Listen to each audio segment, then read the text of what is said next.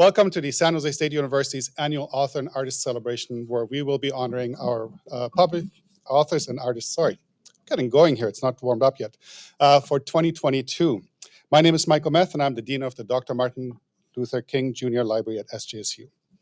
Sorry, the print is also very small, and apparently I'm getting older than I thought. I've got the pleasure to welcome you to today's festivities, and it's an exciting day over here at SJSU King Library as we celebrate and acknowledge the impressive work of SJSU faculty and staff across campus. Thank you to everyone who was able to make it here today in person, and thank you to everyone who's also joining us for the live stream that is actually being broadcast all over the internet, but also next door in a room that we have where there's a little reception happening. So welcome to those in the room and over here. We would like to begin the program by recognizing that while we gather at San Jose State University, we also gather on the ethno-historic tribal territory of the Tamian Ohlone, who were the direct ancestors of the lineages enrolled in the Muwekma Ohlone tribe and who are missionized into Mission Santa Clara, San Jose, and Dolores. The lands on which San Jose State University resides is established and continues to be of significance to the Muwekma Ohlone tribe. We also recognize that the ancestors of the Muwekma Ohlone Muwekma Ohlone constructed and maintained the 3 Bay Area missions. Our campus extends to surrounding areas that held the Tupantak, a traditional roundhouse, which were once located at the historic Lope Inigo land grant, Rancho Posolmi, Ipositas de las Animas, the Little Wells of Souls, and also Marcelo, Pio, and Cristobal's land grant, Rancho Ulistac, which are places of celebration and religious ceremonies, as well as nearby ancestral heritage shell mounds that served as the tribe's traditional cemetery sites and territorial monuments. San Jose State University also desires to honor the military service of the Muwekma men and women who have honorably served overseas during World War I, World War II, Korea, Vietnam, Desert Storm, Iraq, and who are still serving in the United States Armed Forces today. The annual Author and Artist Celebration is a highly anticipated event every year and one of my favorite events on campus. As you can see, we have a lot of folks in the room. We have more in the other room, and we actually had to close off registration. That's how popular it was. We get to celebrate the scholarly and creative output of our colleagues across the university. And this year, for the first time since I've joined SJSU, we're also doing this event in person. So I'm super excited to see everyone here. This year, we also provide another innovation. We combined the annual Author and Artist Celebration with the Division of Research and Innovation's first ever Research Week. The SJSU King Library is elated to collaborate with our campus partners in order to put on this event. In fact, the library is here to build community connections amongst our scholars and to create access to our collections and services. We're also very proud of the knowledge dissemination through SJSU ScholarWorks, our institutional repository.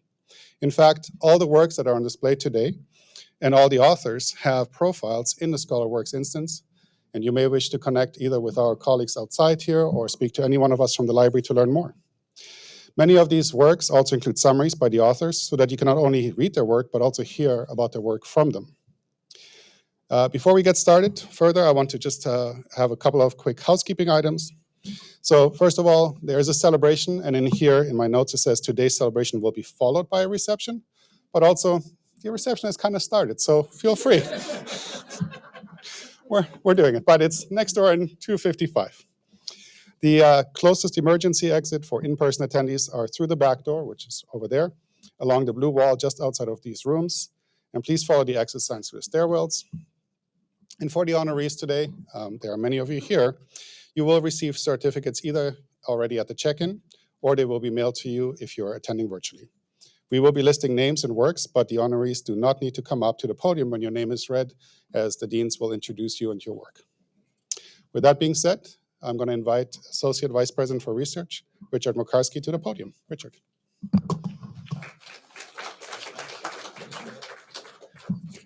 Thank you, Mike. First, I want to just thank Mike and his team. Leslie, Mariah, and Anina, this event has gone really smoothly because of you, so I'm really pleased that it happened that way, and I'm pleased to be here to celebrate the amazing accomplishments of our faculty. I'm also happy to be celebrating this in person. It's the first, I got to do it last year, not in person, but it's great to be in the flesh with you. The work being celebrated today spans across the San Jose State University's Research and Creative Activities Enterprise. And the breadth of this work is impressive, and it displays the important role the Academy plays in society today, as our faculty are creating and disseminating their knowledge that helps us better understand ourselves, our communities, and the world around us. It's fitting that we celebrate this work here in the library, and specifically in this unique public-private partnership that is the Martin Luther King Jr. Library. It's the embodiment of the Academy as a knowledge commons, where information is created and disseminated for all without any profit, right? Profit motive, right? We're here to create knowledge, we're here to share it with our students, we're here to share it with the world, and we're here to have our resources help make a better world. Our honorees today are the lifeblood of this knowledge commons, and the work they have produced are shining examples of the human achievement and something we should all take pride in as Spartans. So I want to congratulate each of the honorees today. I also want to thank everybody who came to this event and to our other events, and I want to invite you to join us tomorrow at the Celebration of Research in the Student Union Ballroom at 2:30. Prior to that, come to the College of Social Sciences Student Research Spotlight in the Student Union as well. And then on Friday, I ask you to join Michael Kaufman and his team for the College of Sciences student research posters from 11 to 2 in the Duncan Hall courtyard, and then join us again, the Office of Research, for our Human Factors Risk in 5, where we'll have 5 SJSU faculty and 3 NASA Ames researchers talking about how humans and tech interact. Now I want to hand it over to Provost Del Casino for his welcome remarks. Vin, looking forward to this.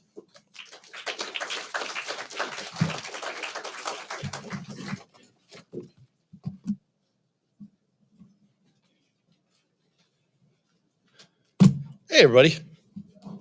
How's it going? All right. So there's nothing more valuable than understanding the relationship between research, scholarly, and creative activity and the enterprise that is the institution, the university, right? The intersection of research and teaching, scholarly and creative activity, and student engagement, the relationship between our work as applied scholars and community change, like the transformative possibility that comes when we do scholarly creative activity. And so it's really great to be here, to be able to talk to people today, have a conversation, and pause for a moment. Because obviously, as an institution, we've evolved in relationship to this enterprise. You know, before I arrived, right, we just launched a division of research and innovation. One of the reasons I was excited to come back to the California State University after being at the University of Arizona for 8 years was because of this investment, not in taking over the teaching and learning enterprise with research, but more deeply integrating the two. And I think that's really what San Jose State exemplifies, is that intersection between the work of scholarly creative activity, the core research enterprise, from the basic to the applied, and the way in which we think about teaching and learning here at the institution. So it's that sort of celebration that I want to pay attention to, because the work that people are doing from that basic sort of, what is happening at that individual level in a lab, all the way out to how does this help us change the society in which we live. All of that work is valued here. The broad sense of the scholarship of engagement to the basic sort of applied work that we do. So it's really important that we pause and reflect on that and get really excited about that work. I could tell you right now, I'm in the throes of retention, tenure, and promotion. I'm reading the files of our colleagues. It is incredible how synergistic the work is that happens between the research, scholarly, and creative activity on this campus, the teaching and learning, and the service enterprise of this place. So that's what we want to talk about today, and that's what we want to celebrate. So with that, what I'm going to do actually is we're going to do a little panel. We got some folks here who are going to talk about their own research work and engage in some of the conversation about that work and what it means for them here at San Jose State. So with that, I'm going to invite a few folks up to the stage. The first is AJ Foss, who's in the Department of Anthropology. Welcome, AJ.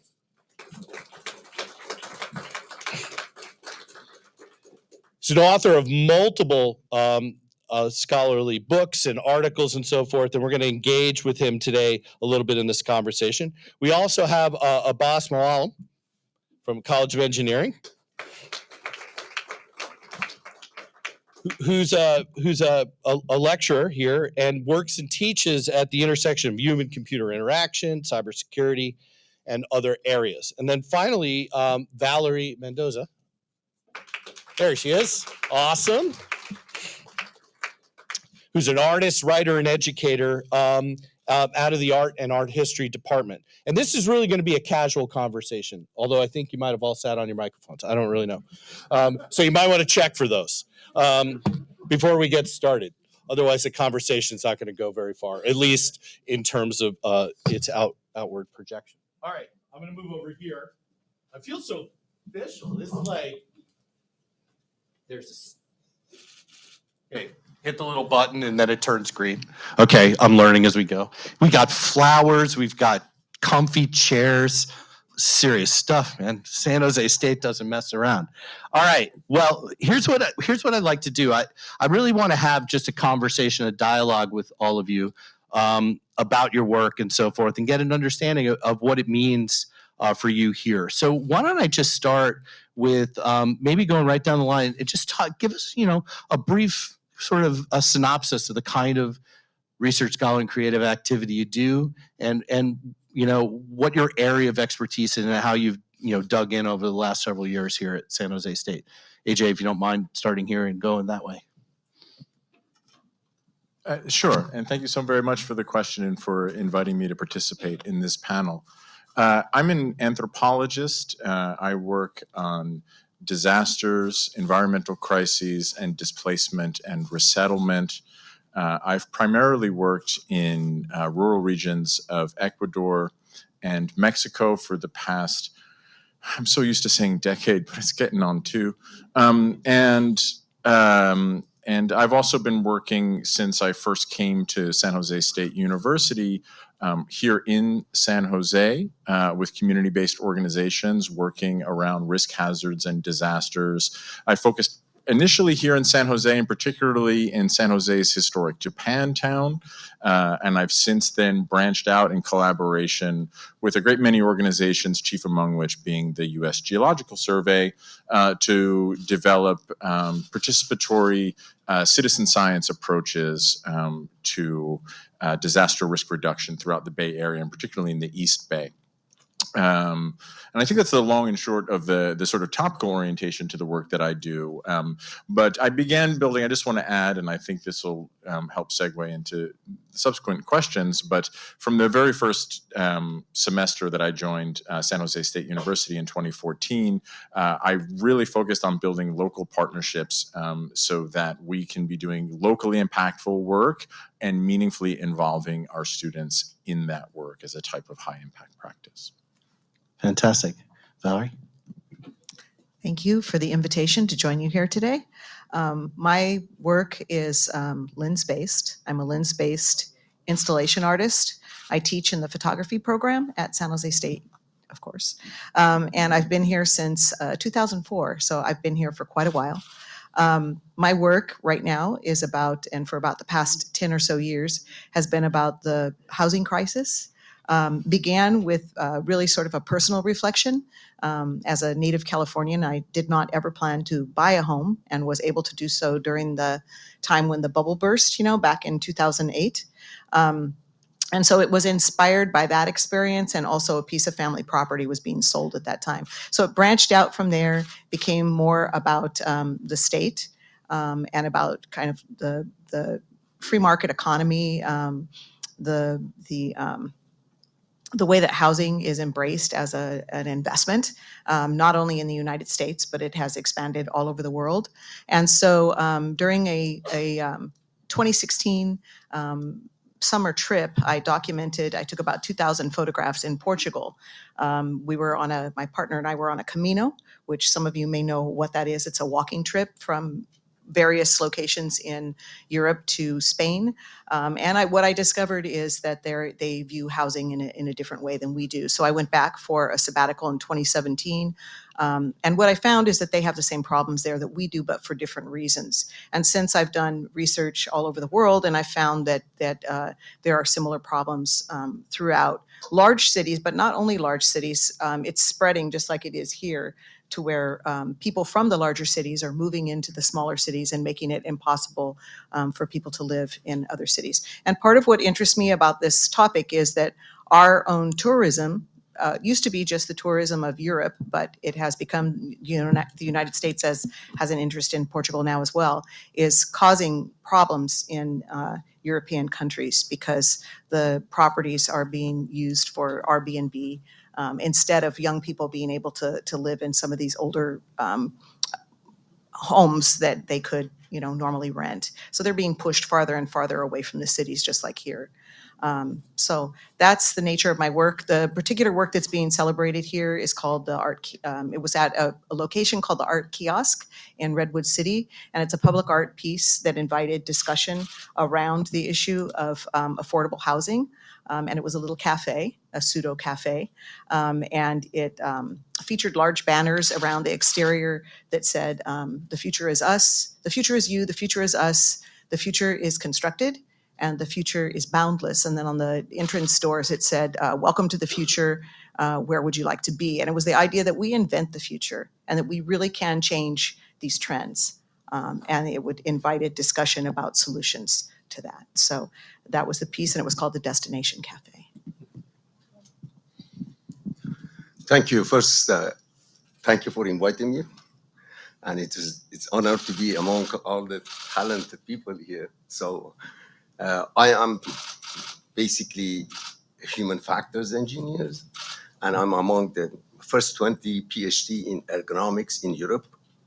And then when I started to work as an ergonomist or human factors, at that time, the people, they didn't know the meaning of the ergonomics. So, but I was always fascinated by the researching and what I wanted to do also. So I'm basically believing in this Chinese saying that essence of knowledge is having to apply it.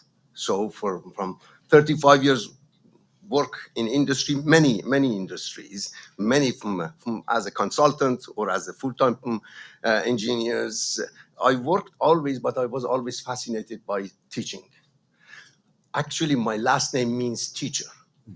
We are all teacher generation by generation. So I like to do teaching and researching, investigating, not for money, because I divide people that they do research for money, or the people they are fascinated by doing research. So that's why I liked always to write. And then in every industry that I worked, I did some sort of publications, techniques, methodologies. And then I was also honored to also teach at San Jose State for now, over 20 years, and then working as the other faculty. So also working, to create the conferences for some faculty since '94, I think. So I was always like to do that, contribute to, what I learn, transfer it to other people. So that's my passion, basically. That's why I do it. Awesome. Thank you so much. It reminds me, I still write and I love to engage in the creative process because it's so important for keeping me engaged. I had a second question and now I'm going to pivot because of everything you all just said. And I want to start with Valerie here with on this question, which is, how important is that extension of the university out into the community, that connection that you're all building into relationships, either with artistic communities or nonprofit agencies and other organizations, or even various industries and so forth? When you think about that work, how is that extension played into your own creative process, your academic process? Why do you value that part of the work so much? I think especially since I moved, I taught for 5 years in Florida. That was my first full-time job at the University of Florida. And then I moved back and kind of always intended to migrate back towards the West Coast. But ever since I've returned to the West, I feel like my work has been more politicized. because I see the struggles that are specific to this region. But although this is not specific to this region, it's now worldwide. But it's really important to me that my work engages with the public. So my work is often inspired by personal experiences, but then I really like branching out and talking about how there's a relationship between my personal experience and the rest of culture, the rest of our society, because they aren't severed, they're connected. And I was also inspired by the struggles of my students at San Jose State and how difficult it is for them, my students, my colleagues, to live here in the Bay Area. So this piece in particular was really satisfying. I had the chance to sit and speak with people. It was about 4 days a week that either myself or a volunteer, he was a paid volunteer, sat there and spoke with people. And people thanked me for bringing up the topic, which was humbling because I don't know how much art can do. But what I see is that I see cultural movements that create change over time. And I think discussion is just critical in terms of promoting change. So Awesome. not sure if I answered your question. No, it's fantastic. It's fantastic. Abbas, do you have some thoughts along this similar line of how your work stretches out into the community, connects and engages with other people working in your field, and how's that valued within the context of your own work? Very good question, because in human factors, basically we are advocating people to make the life for people more secure, comfortable, and easy. So basically my motivation go to this discipline, even the time that nobody knew what was it. It was just serving people, serving their interests, making their life easier, safety at work, preventing occupational injuries. And that's why, it's a learning process. We don't have a knowledge that's existed. So every single day we built that system. And that's why it's very fascinating. And then evolving with all the changes that it goes, technology changes, internet, all of that. So that is every day is an experience. Awesome. AJ, similar question. I'm interested, because you're an international scholar as well as I was the Southeast Asianist, but I've always felt I needed that local project as well to connect back in the community. You're obviously doing both kind of internationally and locally. How does that feed into your own scholarly process, and how valuable are those interactions, or how you think about your work and so forth? Yeah, well, I appreciate the question. I mean,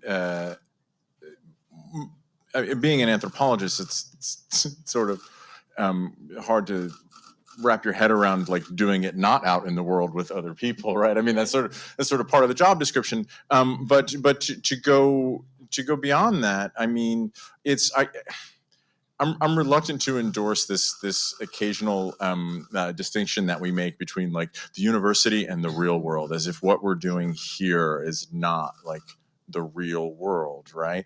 But there is something to be said about doing exercises in class versus actually doing something impactful in collaboration and cooperation with other folks, right? And if I've learned anything from my scholarship, it's that, I'm not, I work on humanitarian crises around the world, and the biggest problem is, experts with no sort of quote unquote skin in the game, right? Sort of waving a wand and saying this one neat trick will solve your problems. And I'm not going to be yet another one in that line, right, of people to make that very preventable mistake. So this has to happen in collaboration. This has to happen in cooperation. I need to be learning from the people I'm cooperating with, and not just sort of looking down my nose or condescending and coming up with things. And my students need to wrestle with these problems as well. They need to be involved in this. I can't hand them sort of canned problems and cases to solve. We need to work. Many of my courses where I involve my students in this research work, it's like I tell them, like, I'm just as nervous as you are right now, because I don't know how this class ends, right? Like, it's up to all of us right now, right? And we have community partners that are very generous with their time, that get involved. And I think, and here's a quotation that I've heard variously attributed spuriously to many people. I don't know if anybody knows who originally said this, right? But the tell me and I'll forget, show me, I might remember, involve me and I'll understand. I've heard that variously attributed to Confucius, Winston Churchill, John F. Kennedy, and in one instance, Justin Timberlake. But it's definitely Timberlake. Yeah, I think that would be my vote. But you know, it's the students, if the students are involved and if they're involved in their communities and not just a distant community, right? And of course, many of my students, when we're talking about rural Ecuador, I'm talking about rural Mexico, that to them is their community, right? That they're connected with, that they have stakes in the game. A lot of times when we're processing the work that's in the book I have here, I want to do everyone a favor. It's called In the Shadow of Tungurahua. Most people struggle to pronounce that. In the Shadow of Tungurahua, or Tungurahua, or however anybody wants to stumble through it. But, you know, the students get emotional and they react to this because they recognize this as a part of their community, as an extension of their community. And I think that it helps students sort of expand their horizons in terms of like how and where and when they can make interventions in the world, how and where and when they can make interventions to problems that seem so much bigger than themselves, right? So I think collaboration is key. And I think institutionalizing it is key. It's not just about me or any one student. It's like, you know, I go out there and I try to work as the Department of Anthropology, as San Jose State University, to try and represent and involve a collective and not have it all just rest on one person. No, I appreciate all those thoughts, because I think I was at Long Beach State for 11 years. That's where I kind of grew up academically. And what I loved about this environment is we had a broader sense of what scholarship was. You weren't narrowly bucketed in a way that some institutions sometimes bucket you. And the ability to spread out and do interesting work, do creative things, collaborate, fail, which I think you're pointing to really importantly. I think we need to do even more of that in our curriculum, to be honest. And I want to get back to that in a minute. But maybe starting with Abasa, my next question kind of plays off of this, which is how then, and AJ's jumped in here a bit, and I think it's really valuable. How does the scholarly and creative practice that you engage in then come back into the classroom and change and evolve the ways in which you're engaging students and thinking about what you're trying to teach them? I think it's fundamental, basically. Transferring the practice into the university, that makes a lot of changes. And honestly, education is not necessarily the same as when I was going to university early 80s. Even writing, it was a challenge. You had to go 5 libraries to find the resources and then have a book. You have to write a polycopy and then to give to the student lecture notes. Not everything is there, so you just select it, give them. And then without that kind of transfer, it's not going to be just teaching.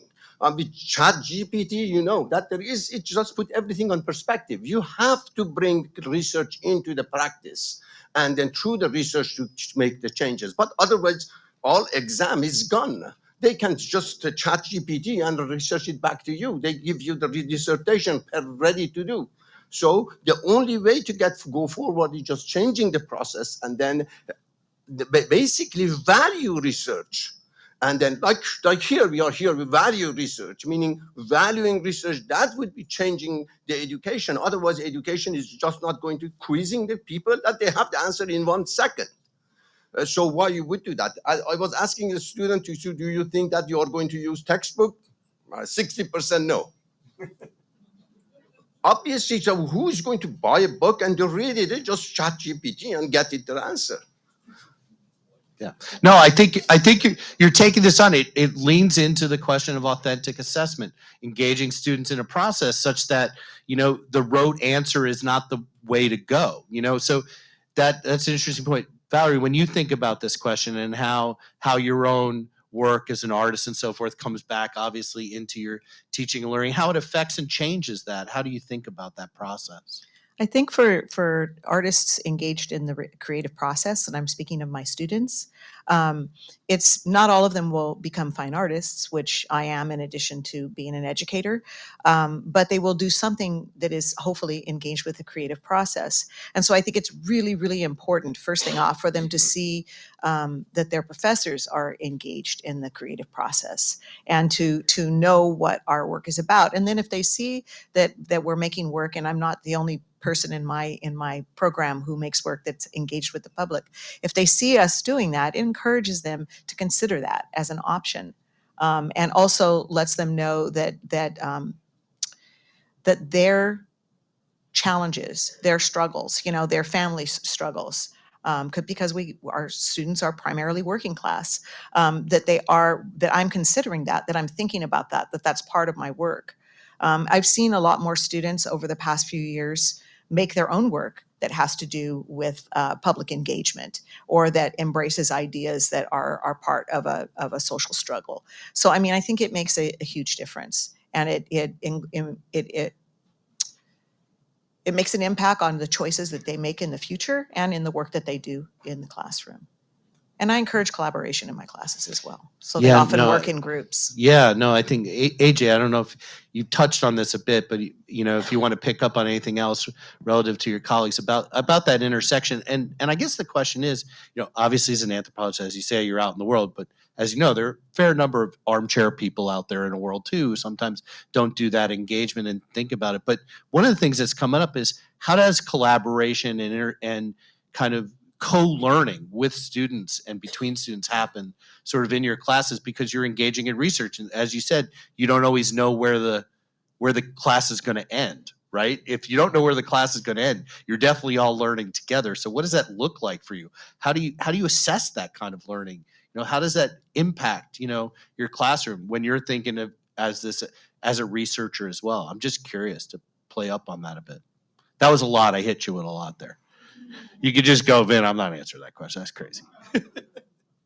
Well, first of all, I'm happy to report 9 years running here at San Jose State, I've done these courses that I don't know how they end, and it's a white knuckle ride the whole time. And the key assessment is the feedback really from the students and the partners at the end, more so than, you know, percentile scores on one assignment, or the, not that those don't matter, but a room full of administrators. The key factor for me is the feedback that I get from the partners. Like, was it worth your while? Did you get something? Did this add value? You've taken time to work with us. Has this added value? That the students actually feel that they built experience, that they realize that that's experience that they can represent, you know, to have a competitive edge to work out in the world afterwards. And I think it's also important, and I could really go down a wormhole here, so I won't, but I think it's important, you know, I mean, the ideas matter. I don't want like the talk about engagement to be mistaken for like somehow like, oh, ideas are secondary, just roll up your sleeves and get your hands dirty sort of stuff. Silicon Valley's caused a lot of mayhem doing that, right? Without really thinking oftentimes critically about that. And so, I mean, I do want the students to reckon with abstraction, to understand ideas, right? And to engage larger problems. The idea is not to give them quick and easy answers, or just think if you roll up your sleeves and work with someone out in the quote unquote real world, you'll just make a difference. You know, the world is full of people with good intentions and bad ideas just going out, right? And so the book that, you know, I'm here to celebrate today, along with that, those of my colleagues, is about really trying to transform how we think about humanitarian intervention, how we think about environmental problems, and challenging the students and helping them realize that they actually can change stuff. That, you know, one of the things that's very common, and I'm sure I'm not alone in this room, that, you know, at some point in the semester and towards the end, after reading difficult ethnographies or texts or working on projects, and someone will say, well, that's capitalism. What are you going to do about it? Well, that's American politics. What are you going to do about it? And I turn it around on them at the end of the semester and I say, no, honest, what are you going to do about it? Like, we're trying to give you the tools, both the skills and the knowledge, to make interventions into these hard real world problems that, if not you, then who? No, I think that's a really valuable point. And this question, and I agree that ideas matter, thinking matters, critically engaging in, and that's why we have science, that's why we have social science, that's why we have art, is to challenge our society, right? And to rethink how we might be doing things, because we're not satisfied with the human condition as it is. And I think you point out, in this valley, there's real challenges in front of us that we have to face. And I think San Jose State has a real role in engaging that and sending students out into the world that can take up those questions. So I think my last question really for each of you is then, as you continue to evolve yourself as scholars, as artists, as scientists, as engineers, what's the next thing for you that you're working on, and what are you excited about doing next, and then bringing back into the conversations you're having in the classroom? Valerie, if you don't mind, can I start with you? Sure. I'm working on several projects right now that both have to do with affordable housing. It's part of the same topic. So it's just kind of an expansion.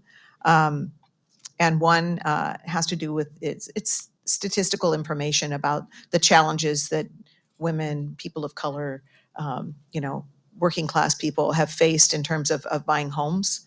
So it's kind of directly aimed at lending organizations, lending corporations, and also another that has tourist posters from around the world, and a figure is inserted into it who is a worker, and it talks statistically about how difficult it is for those people to. So they look like a tourist poster, but if you look close, it's not what it is. And the information at the bottom is not about the location; it's about the struggle of the worker. That I'm working on that. And I'm also working on kind of an expanded, I did a large scale installation in Portugal that addressed these issues, and I'm working on a stateside version of that will include these different elements. Yeah, that's what I'm working on right now. Fantastic. Where's the installation going to happen? Or you I'm don't not know sure yet? yet. You have to write proposals, and Yeah. the location has to accept the proposal, Yeah. and that's the tricky part. Right. But certainly, having had some successful, solo exhibitions recently, and one in Portugal and one here in the Bay Area, that helps. Yeah. Fantastic. Abbas. Okay, for last decade of my professional life, I have a lot of projects. That I wrote probably 7 books during last 4 years, and I have 7 more coming for the last portion of that. So I'm always fascinated to just reviewing everything that I've done, just bring it into something practical, share with other people, and then just that's why teaching of that one, giving back to the students, that is a really exciting things for me. And I think as a human being, I think it's a sort of duty for me to just share what I learn and then with other people. So this aspect of sharing with other people, that is the most fascinating to me. So I will continue to do that. It's good to have modest goals, right? 7 books coming. AJ, what's on the plate for you coming up? Good gravy. How do you follow 14 books, guys? With the continued engaged work that you're doing, my friend. I hope to get through today.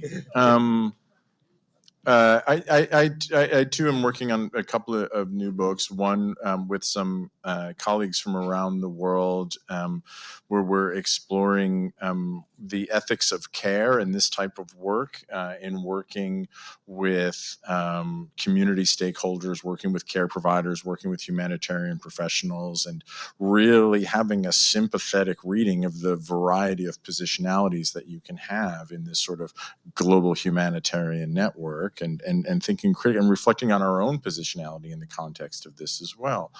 So that's one project I have in collaboration that I'm excited about. The other one is working with the United Nations, or working within the United Nations, I should say. So often when working with and addressing these types of humanitarian crises that I work on, disasters, displacement, resettlement, conflict, climate change, people will make this invocation that culture matters, or, it's the culture stupid, to borrow a Clintonian riff. And that's all quite nice to say, and in a superficial way, I suppose I agree. But what does that mean? I mean, if we had 5 anthropologists in the room right now, we'd have a dozen opinions on what do we mean by culture. And so I'm very, very curious about what that means to humanitarian organizations, whether they're state or nominally non-governmental organizations. What do you mean by culture, and how do you actually operationalize that and translate that into action in your work? And right here in San Jose, I'm working with my students and a lot of partners with the Japanese American Museum of San Jose. One project that I began doing a few years ago was looking critically at disaster memorials, memory and memorialization. And so I've been working very closely with community-based organizations in San Jose's Japantown and with the Japanese American Museum of San Jose, and a great many students involved in this, looking at the different identities and positionalities that are alive or accessible in these disaster memorials, and trying to support conversations across varieties of difference within and beyond the Japanese American community here in San Jose. It's awesome. Well, I want to thank our panelists for the engaging conversation. And I want to say that clearly, despite coming from very different disciplinary backgrounds in different areas, there are themes that emerge here. And I think there are themes that are reflective of the institution we're in, the ways in which we think about this. So first of all, I really appreciate you taking time and being part of this conversation, but also sharing the ways in which that scholarly creative activity that you engage in translates into all these other contexts, the classroom, the community, and so forth. So with that, let's give them a formal round of applause.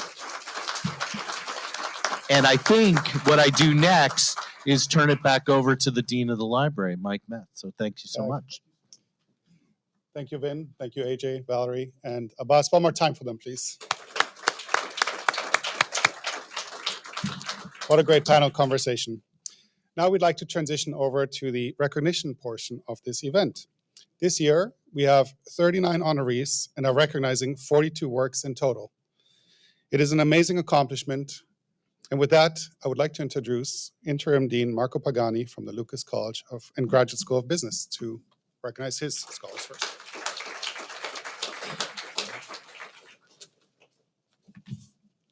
Good afternoon, everybody.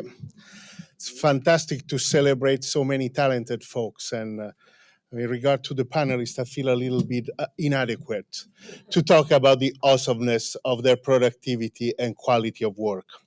But today, at least my role here is to celebrate the intellectual contribution of my colleague, Dr. Joyce Osland, Professor Emerita in the School of Global Innovation and Leadership. Joyce is the senior editor for the new volume of Advances in Global Leadership and an author of multiple chapters within the book, with the goal of opening up new research pathways in relatively young field. Each volume of Advances in Global Leadership presents a variety of foundational research studies and practitioner lessons on global leadership, in addition to advancing the conceptualization and practice of one extremely under-researched area. Global leadership effectiveness was the special topic the editor specified for volume 14 in the calls for paper. The book begins with a tour de force, I like tour de force, analysis by 20 authors from around the world on the cross-cultural differences reflected in the response of 19 country leaders, presidents, or prime ministers to the global COVID crisis. The lessons in effectiveness that they identified are relevant for global leaders in many different settings, and of course, our students.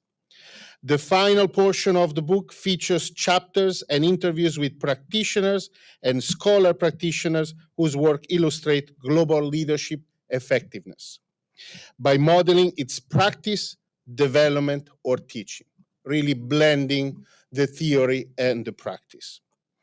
Finally, the editors conclude this volume by identifying the first steps and future directions in the study of global leadership effectiveness. And that's why this book is often used in doctoral programs and helps new researchers identify the most important remaining gaps in the literature and advance their own research activities. So again, Joyce, probably she's connecting via internet. She's attending to her orchard on Orcas Island in the state of Washington, beautiful home. Congrats, bravo. And now I would like to invite the Dean of the College of Education, Dr. Latimer, to the podium.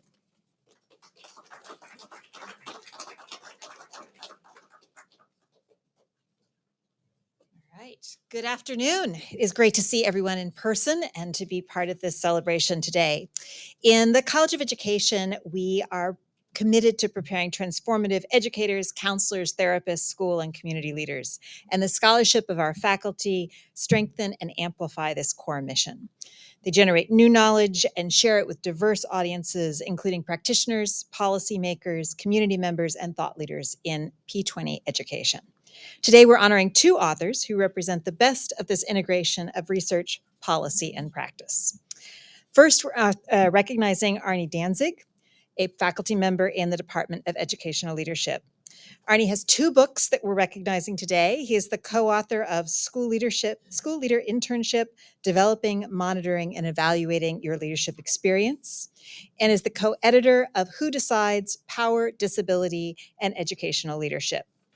A reviewer noted of the first book, School Leader Internship, I can say with confidence that if we want great schools, then we must identify talented educators and develop them as effective school leaders. This book will provide faculty with the tools and guidance they need to design a meaningful internship experience for the next generation of school leaders. I'm also recognizing from the Department of Teacher Education, Allison Briseño, who is the co-author of Conscious Classrooms Using Diverse Books for Inclusion, Equity, and Justice. A review of this book from California Reader noted that books are at the heart of instruction, and we can use them in ways that move us far beyond representation. The authors teach us how. They do an outstanding job helping us to reflect on our own beliefs, shift our mindsets, and develop our critical consciousness. We consider the role of power, learn how to rethink schooling, and are prompted to better align our philosophies with our pedagogy. If you're an educator looking to promote inclusion, equity, and justice in your classroom, this book is a must-read. With a wide variety of resources and practical tips, Dr. Briseño and Dr. Rodriguez Mojica have created a valuable resource for educators everywhere. Congratulations to both of these authors, both of whom are joining us remotely, on their accomplishments this year.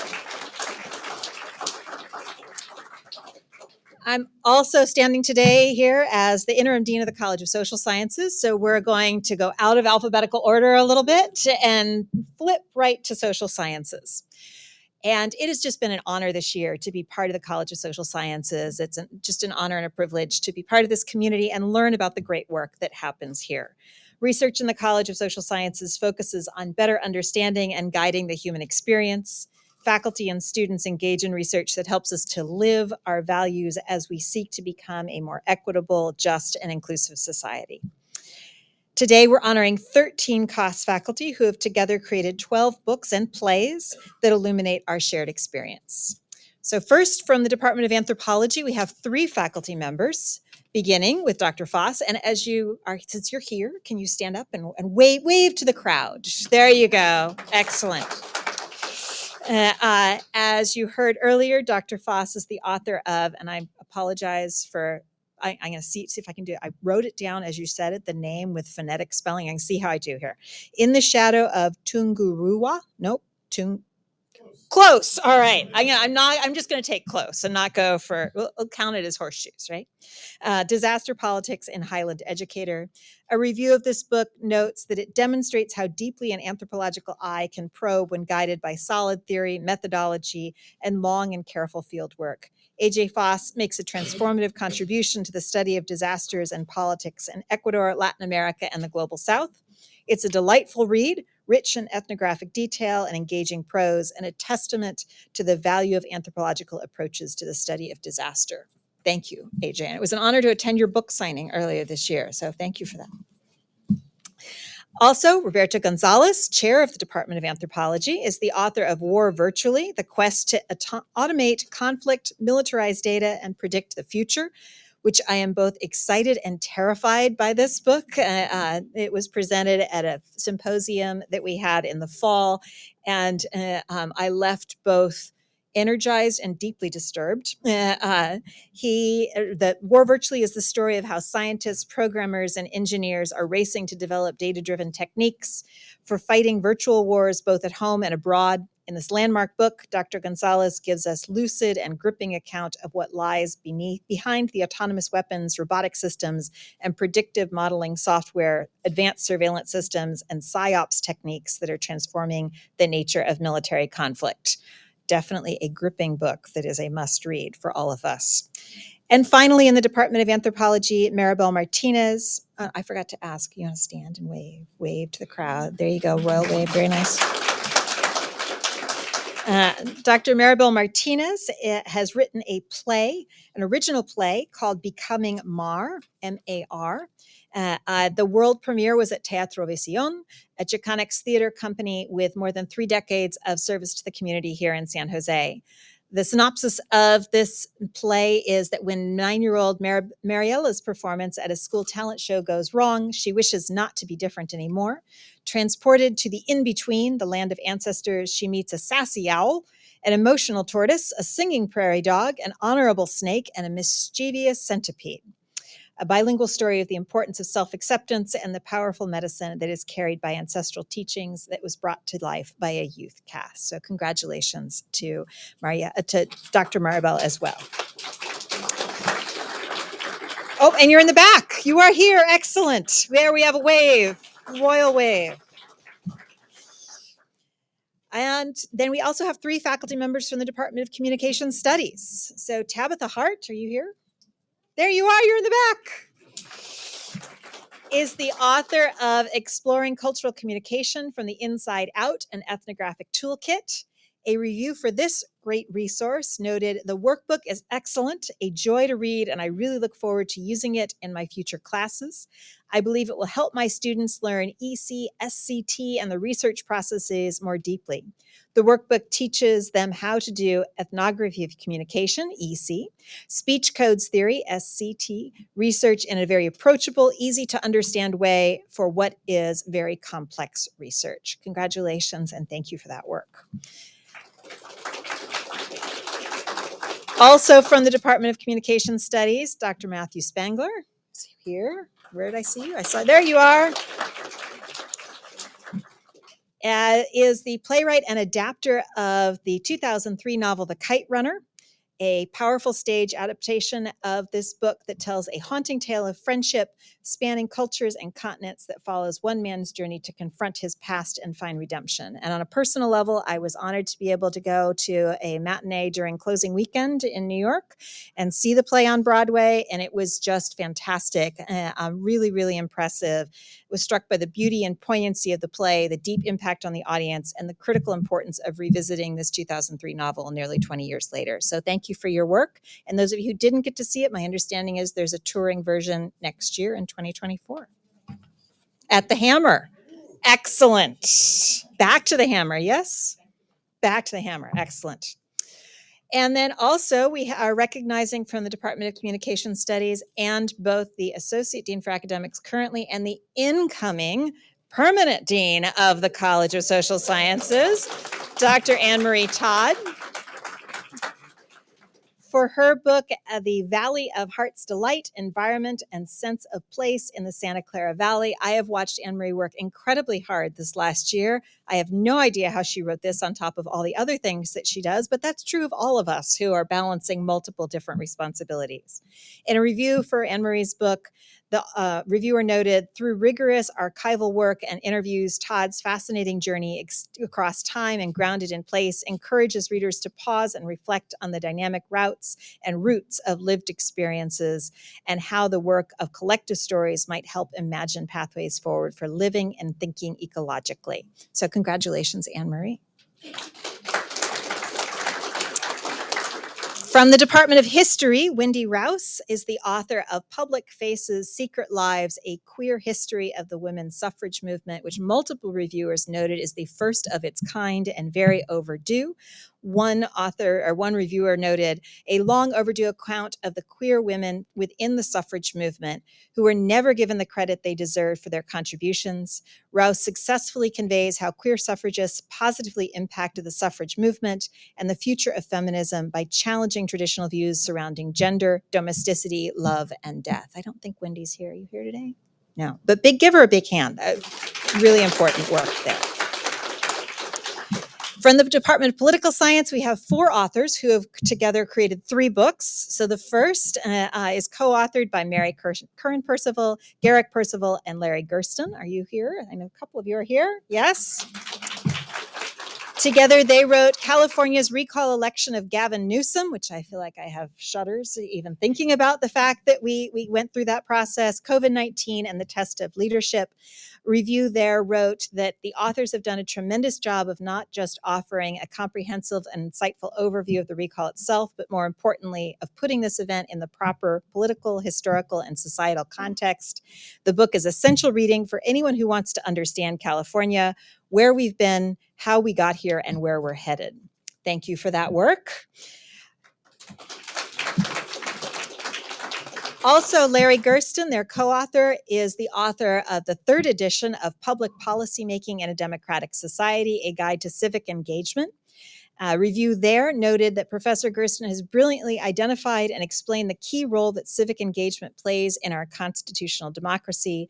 By both identifying and explaining how to make a real difference in our communities, he has made an invaluable contribution to the field of civic and constitutional education. So thank you for both of those works, Dr. Gersten. And then finally, also in the department of, not finally, but in the last author in the Department of Political Science, Dr. Robert Ovitz is the author of We the Elites, Why the U.S. Constitution Serves the Few. I have not had the opportunity to read this, but reading the description makes me really want to. The review notes that the Constitution is a problem hiding in plain sight. Everyone thinks they know what it means, but no one is willing to look too closely for fear that they might it might mean something different or that it might mean nothing at all. Robert Ovitz is one of the few who are willing to grapple with the problem head on. He deserves credit for his boldness and intellectual integrity. Dr. Ovitz, are you here? No, but let's give him a hand. He may be online. All right, and then finally, from the Department of Sociology and Interdisciplinary Studies, we have two authors. Joel Franks is the author of From Honolulu to Brooklyn, Running the American Empire with Buck Lai and the Travelers from Hawaii. Reviewer notes that Joel Franks is a pioneer in Asian and Pacific American sports, continuing to forge new ground in this area of study with his most recent and elegantly written story of a Hawaiian baseball team sojourns through the U.S. mainland during one of the nation's most racist periods of time. His attention to context alongside a moving narrative propels the significance of the club's trials and tribulations. So thank you to Dr. Franks for that work. And then finally, and I know this author is here. Is Dr. Franks here? No, okay. Oh, no, yes, there you are. Excellent. And then last but certainly not least, Dr. Scott Myers-Lipton is the author of Change, Change with an exclamation point. I feel like I need to emphasize that, A Guide to Teaching Social Action. The goal of this book is to train the next generation of democratic citizens and participants. The hope is that if teaching social action is mainstreamed in higher education, students will be able to do democracy more effectively and help preserve it at the same time. And I just want to give a big shout out to Dr. Myers-Lipton, who will be retiring at the end of this year, for the work that he has done over how many years now? 24 years leading this work here at San Jose State and providing a model for the work nationally. So with that, congratulations and a big thank you to all of our authors for the many contributions that you've made. And it is my honor to hand it off now to Cheryl Ehrman, the Dean of the College of Engineering.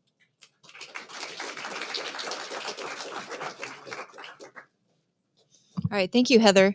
So it's wonderful to be here today.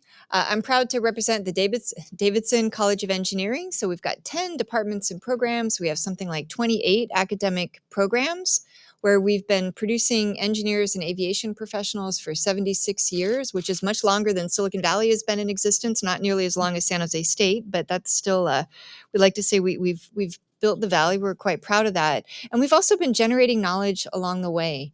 So when we think about where engineers and aviation folks publish, so we typically publish in peer-reviewed archival journals or archival conference proceedings, because these are fast-moving technologies, and we need to get the work out quickly. To Abbas Mualim's point, we like to share with people. But the other thing, though, is that there's still a space in our world for books. And so we produce textbooks, which are in use in training our students and future professionals. And then we also produce books that are references for people that are working professionals that need to stay current. And so I'm going to highlight, we've got 5 authors that I want to highlight today. So I'll go ahead and get started with the first one. And these are from 5 different departments, which is really kind of special. All right, so first slide. All right, so Akdem, I'm not sure if I don't see him here in person. So Akdem Al-Manasir, we probably last celebrated a book that he co-authored on structural concrete, but he has a side pursuit, which he's very deep into.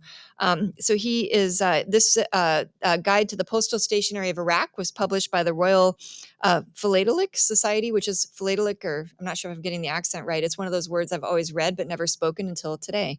And he's a fellow of this society. He's a sought after speaker at international conferences on stamps, and he's a registered juror.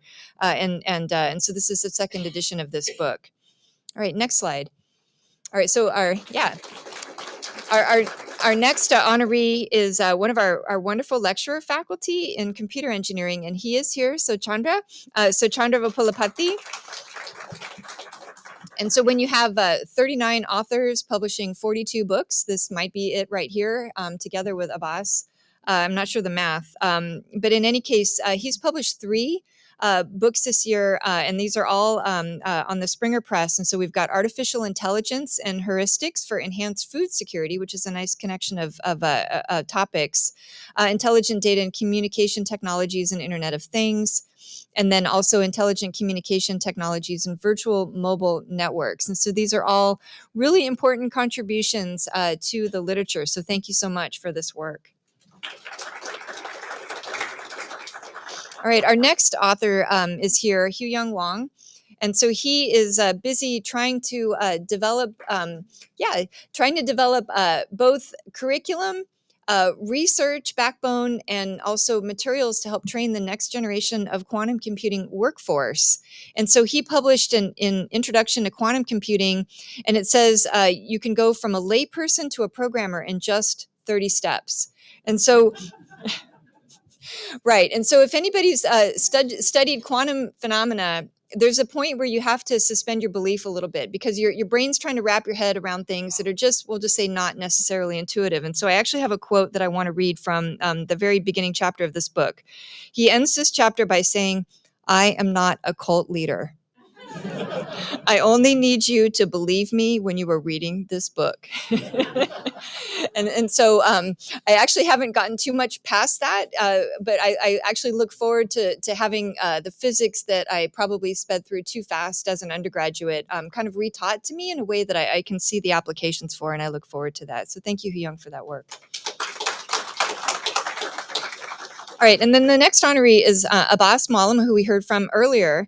He is definitely, along with Chandra and along with another person I'll get to in a minute, a frequent flyer at these events. And one of those frequent flyers that is probably in that special club of you get special perks because of how often you're up here.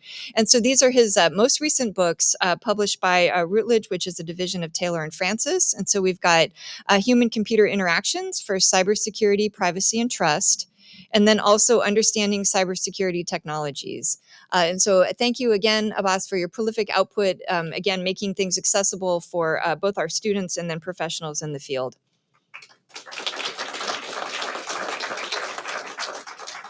All right, and then our last a person is, he's a regular at these. I don't see him here today. He may be participating virtually. Ahmed, I'm not sure if you're here. If you are, raise your hand. Okay, so maybe he's online, or maybe he's teaching. So he's a lecturer in our interdisciplinary engineering and also engineering technology department. And his most recent book is Quantum Computing and Other Transformative Technologies. Ahmed is really particular about making materials accessible to folks at any level, and I really appreciate that. And so if you thumb through the contents of the book, it's not just quantum computing, but it's everything that quantum connects to. You know, you'll be able to understand the vocabulary that's being used, and then it's just, again, it's a really accessible point for people who want to just be able to understand, again, all these fast emerging technologies around us. And so I'm very grateful to all of our authors for putting their output into this particular format, again, as Abbas said, so that we can share with other people. Thank you. And then now what I'd like to introduce, pardon? Oh, yeah, I know. I've got it right here. I'd like to go ahead and introduce from the College of Health and Human Sciences, Dean Audrey Shillington.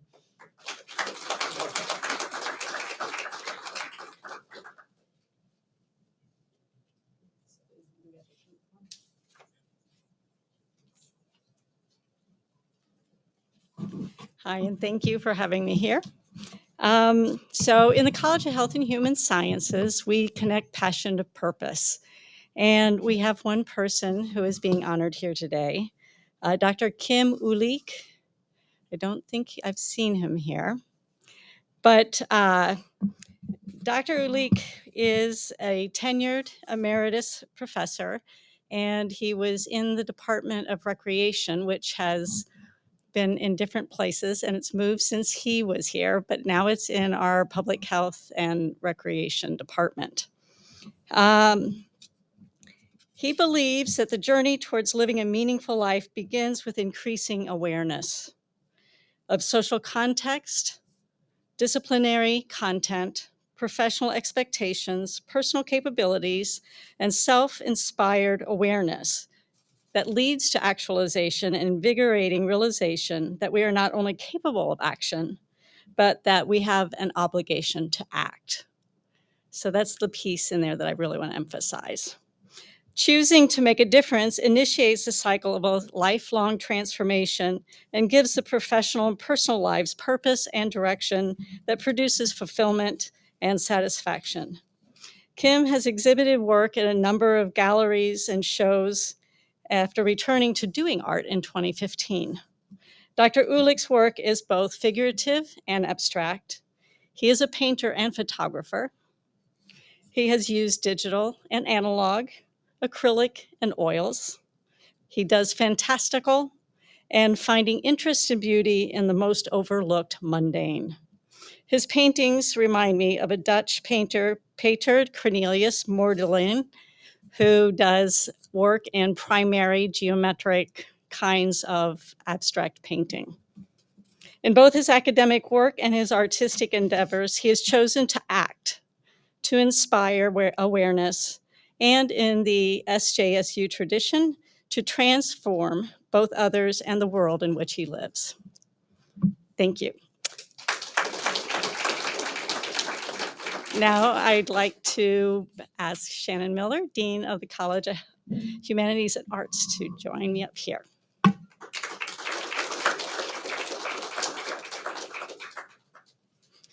Good afternoon, everyone. Thank you so much for being here. I'm delighted to introduce the work of my colleagues in the College of Humanities and Arts, a college as varied as the 11 different works being recognized today. 6 of those are edited collections, 2 are monographs. We also are recognizing a curated exhibit, an art installation, and a scenic design. As a college, we encompass the visual and performing arts and the humanities, and faculty across 5 of our 10 units have either published a monograph or collection of essays or publicly presented their artistic achievements. The wide range of work explores the global as the art department's Lance Fung's curating of constellations, global reflections. This engages through artistic materials, the global cooperation necessary for us to face and work to, if not overcome, at least meet the challenge of climate change. Also from the art department, Valerie Mendoza, who already spoke more succinctly about her work. Her exhibit is the Destination Cafe, as she said, at the art kiosk in Redwood City, you said, right? Which explores the highly local as opposed to Lance's work, but including the meaning of home and the increasing challenges of finding affordable places to stay, both in our own area and internationally. From the English department, we have 3 faculty being recognized today. The first is Allison Johnson. She has published a collection entitled Writings by Amputee Civil War Veterans. This book, published by Louisiana State University Press, offers a view onto the left arm corps, men disfigured in the American Civil War, but culturally recording their experiences. And I believe that Allie is on maternity leave, so I don't believe that she is here. Continuing with members from the English department, Ryan Scannell's collection of essays takes up another place in U.S. culture where violence and language are intimately connected. In Rhetoric and Guns, published by Utah State University Press, the authors talk about how we discuss guns in this country, who gets to talk about guns in this country, and how meaning is generated through the rhetorical language of gun advocates and those fighting for more restrictions on guns. Those are the main issues explored through this series of essays in his work. Ryan, are you here? And Ryan is here.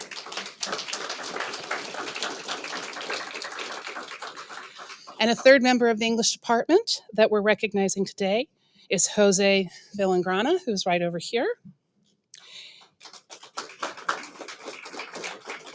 His book is Racial Apocalypse: The Cultivation of Supremacy in the Early Modern World, published by Routledge Press. In it, he explores violence in another venue, the colonial competition of England and Spain, which in many ways culminated in the invasion efforts of the Spanish Armada. Exploring the apocalyptic imagination and the ways that race was in many ways created through the colonialist discovery of indigenous inhabitants from the New World, Villagrana intersects religion and race in new and exciting ways. Now moving on to the Department of Film and Theater. We have first Andrea Beckhart. She's known for her beautiful and memorable scenic designs, and she has completed another impressive design for the play The Weir at the Jewel Theater, a play exploring a supernatural evening of storytelling. And Andrea, I saw you in the back.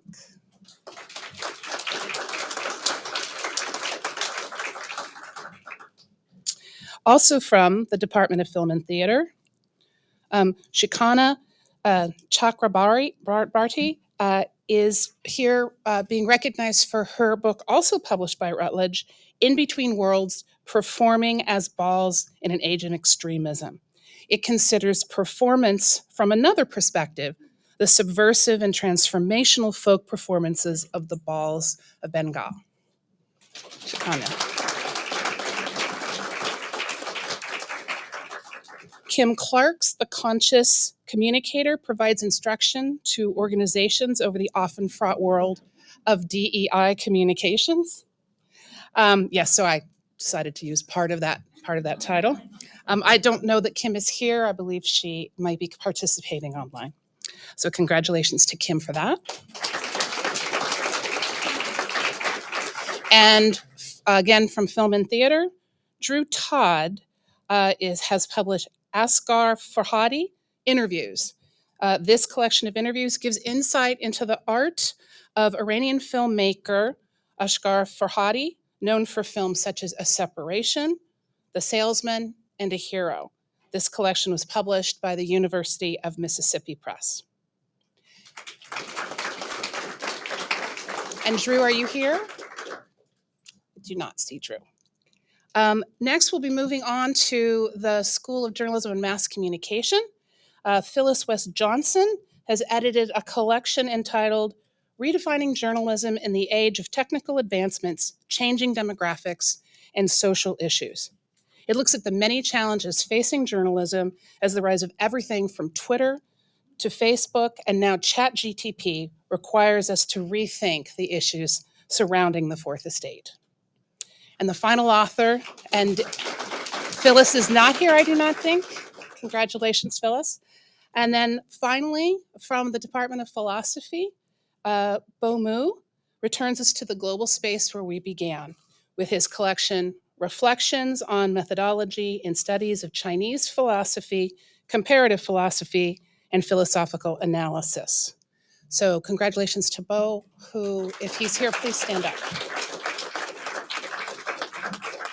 So to all 11 faculty who have published or presented their artistic works this year, I want to congratulate you and I'm so delighted to be the head of a college with such a diverse and astonishing group of people who are constantly reframing their fields in interesting and innovative ways. Thank you very much. And now let me invite the interim dean of the College of Professional and Global Education, Nami Shukla, to the podium.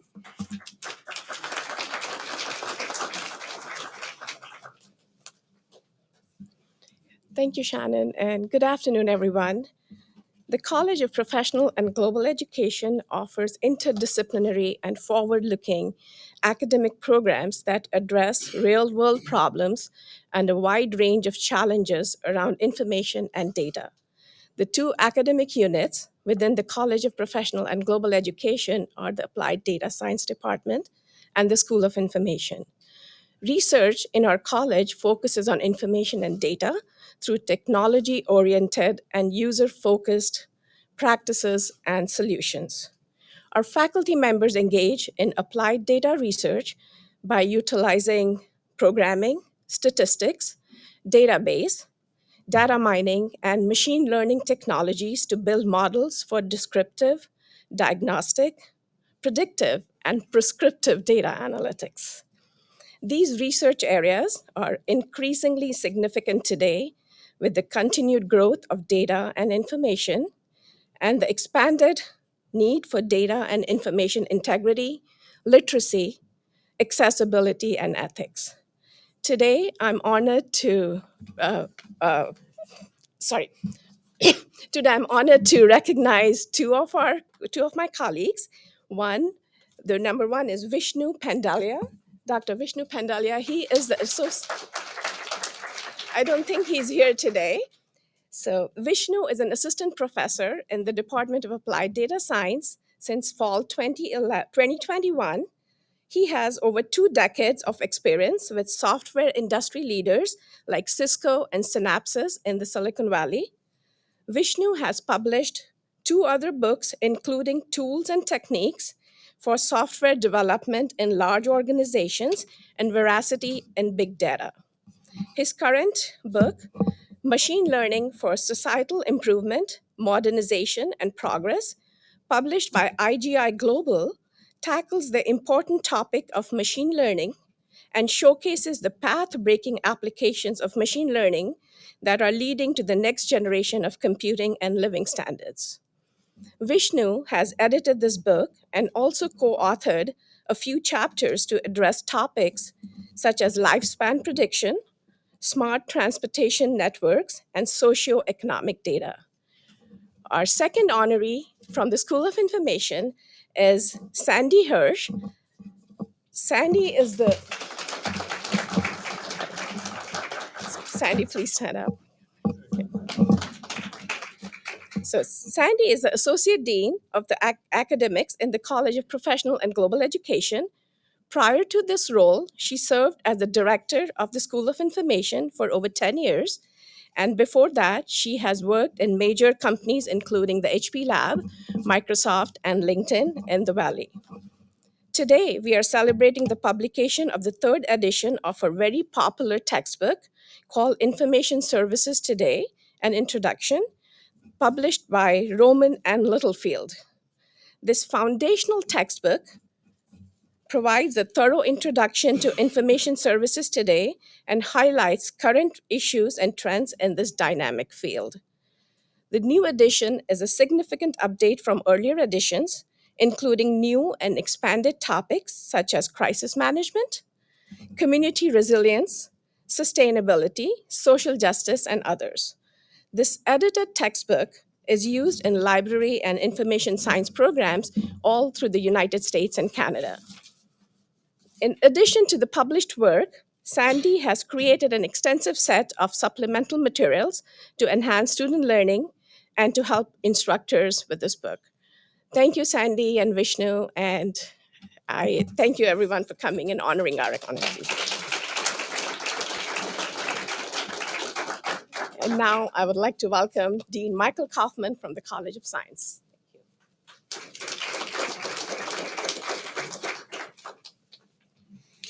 Good afternoon, everyone.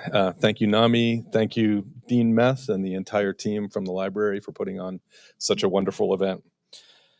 It's my pleasure this afternoon to highlight 3 authors from the College of Science.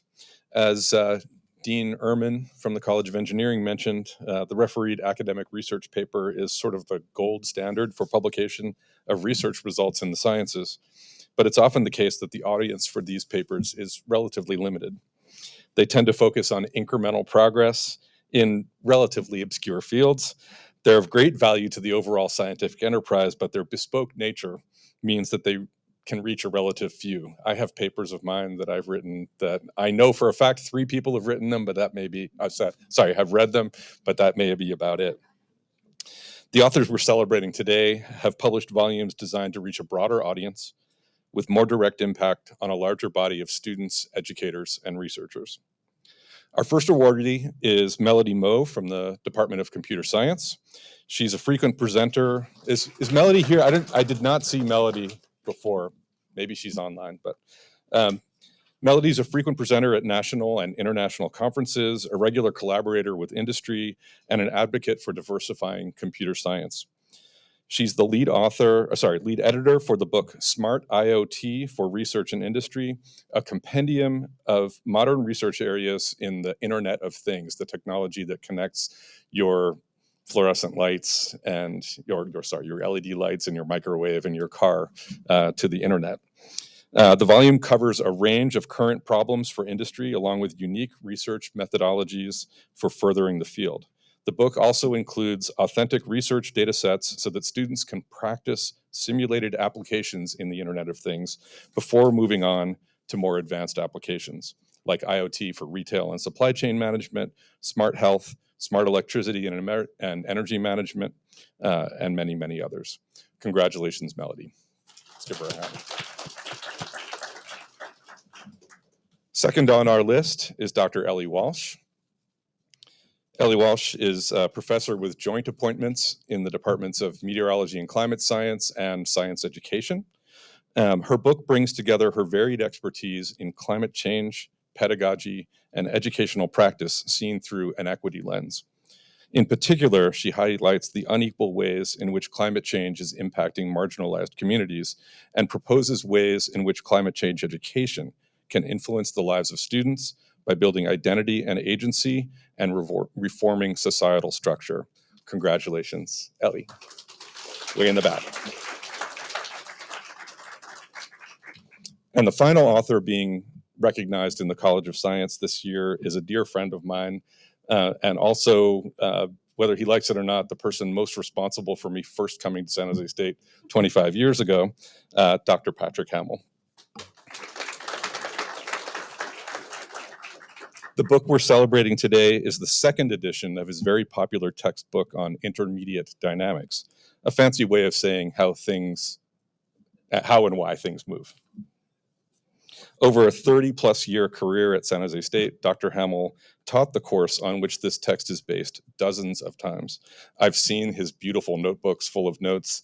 In fact, it's probably the most beautiful template for transition into a textbook that I could imagine. He is beloved by students for his immaculately drafted notes, his high standards, his sense of humor, and his deep care for students.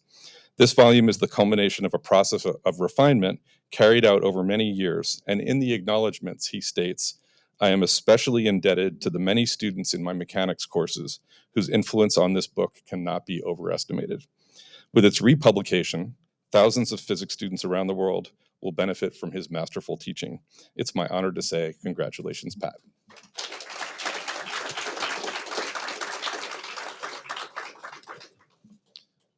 I'd like to invite Associate Vice President for Information Technology, Kara Lee, to the podium.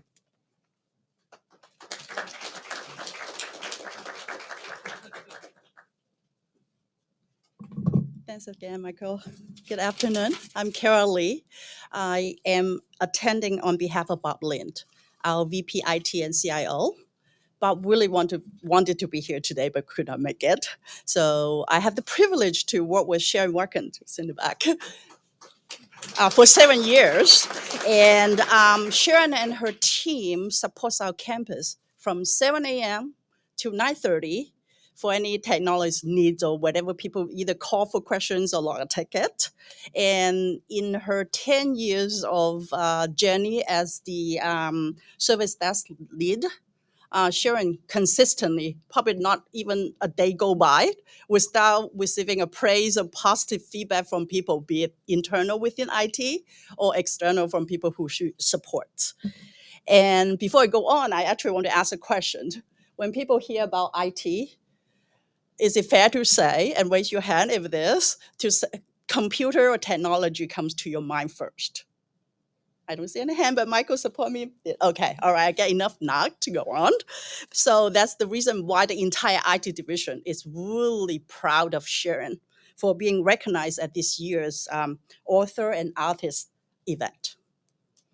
So her book, Valley of the Shadow, A Mother's Journey for Peace, recounts her struggle with the unfortunately death of her son, Philip Alexander Watkins, and her journey for peace. So her book takes us through, I recommend read her book, please. Her books take us through those really dark days immediately after her son's death, and also then bring us through her journey to find a path forward. Okay. Sharon also shows us in her book that making the painful, difficult choice to forgive the killers actually, of her son can bring peace in the wake of tragedy. Her book is not only a tribute to her son, but also a call for all of us to practice compassion and empathy. So again, please join me in congratulating. Closer to the mic. Can you hear me now? Should I repeat everything I just said? Oh, okay. All right. So please join me and give a warm congratulations to Sharon Watkins, all the way to the back.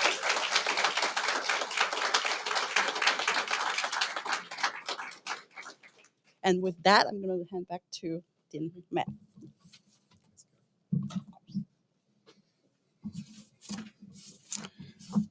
1 second, sorry. It's basically me and the reception. That's all you have to. We're almost there. I just want to quickly reflect that hearing the range of publications and scholarly output and creative output from our community is just astounding to me. This is why this is one of my favorite events. And what I want to invite you to is that pretty much every title that we mentioned, if it is available, is on the table on our left. So please go have a look. All of these titles are in our library collection. And you'll also notice that some of them are on iPads because we have a mix of print and also digital access. So do please check it out and incorporate what you learned from your colleagues and your own research and your own teaching. And let's find these cultural connections and these scholarly connections, because I saw quite a few themes emerge.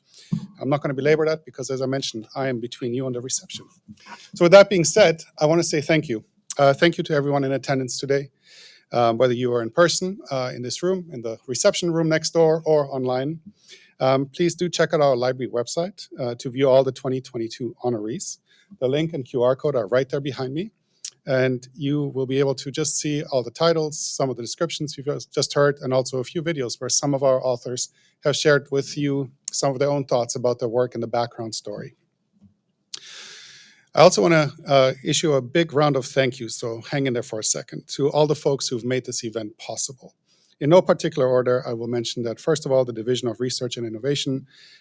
Thank you for the committee member, Richard Makarski. Richard has been on this journey with us, and I will thank the other committee members in a second, but Richard's been there. And the integration into Research Week this year. Others from the Division of Research and Innovation are Patricia Rodriguez, Lauren Lee, and Anwin Herxall, and all the other partners that have made this week so successful. I'm going to read that all through, and then we can clap at the end if that's okay. Otherwise, you're going to be clapping a lot. There's a lot of people to thank. Thank you also to SJSU Strategic Marketing and Communication team and the Special Events team. You've been seeing cameras, photographers walking around. This has been a highly produced event. There will be documentation. So thank you to all of them for participating. Thank you also to our campus partners. You've met all the deans. and interim deans and representatives from different partners, from Lucas College and Graduate School of Business, Connie L. Lurie College of Education, the Charles W. Davidson College of Engineering, the College of Humanities and the Arts, College of Health and Human Sciences, College of Professional and Global Education, the College of Science, and the College of Social Sciences for your generous contributions, and of course also our colleagues from IT. Last and almost, well, not almost last and definitely not least, I'd like to give a special shout out to the team who pulled this event together. You see a whole bunch of them sitting there on the right side, and I do want to clap for them because they toil in the shadows and make it all look so smooth so that when we see it later and also here, it's fantastic. This team includes Justin Villenia for Media Services and a student assistant team of Harneet, Ricardo, Harsh, Pratik, Josephine, and Harleen. So thank you, all of you. And in case you're wondering, we've been working on this event for at least half a year, maybe more. There's been a lot of work and effort, and the three folks who really carried a lot of the load and the weight and made this room and the room next door, which I didn't know both of these rooms can look so beautiful, pulled it all together, are Mariah Ramsauer, Leslie Seacrest, and Anina Weiss-Lochner, all members of our library team. And of course, the others who support this event, Sylvia Ruiz, Melissa Chu, Brianna Segura Ramirez, Wendy Dunn, Sarah Greer, and Lixia Hu. So lots and lots of folks. Almost very lastly, I've got a lot of lasties, so I don't know, it's all in the script. Thank you to all of our honorees again. Thank you for your work. Thank you for your contribution to this university, to our students, and also to our culture and society. I think we heard, especially as we listened also to our panelists, the impact that your work has in the world, in the community, and how it is informed, educational, experiential, and how you're making impacts. Each book or your significant work takes a lot of time, energy, and passion, and we are so honored to be able to share that with you. And I would encourage you, if you haven't published, connect with our authors or talk amongst yourself, as they say. We can do all of that. Finally, thank you again to all of our campus community for coming out today. King Library, SJSU King Library is here. We're here for you. We support our faculty. We support our students, our staff, and our community. And today is a wonderful example about how we bring all of the work, the intellectual capital, and the social together. So thank you very much. I invite you to check out the books, to join us in the reception, have a conversation, have a wonderful evening. Have a great finish to April, and please join us wherever you do, whatever we do next. But here we are. Thank you so much for today.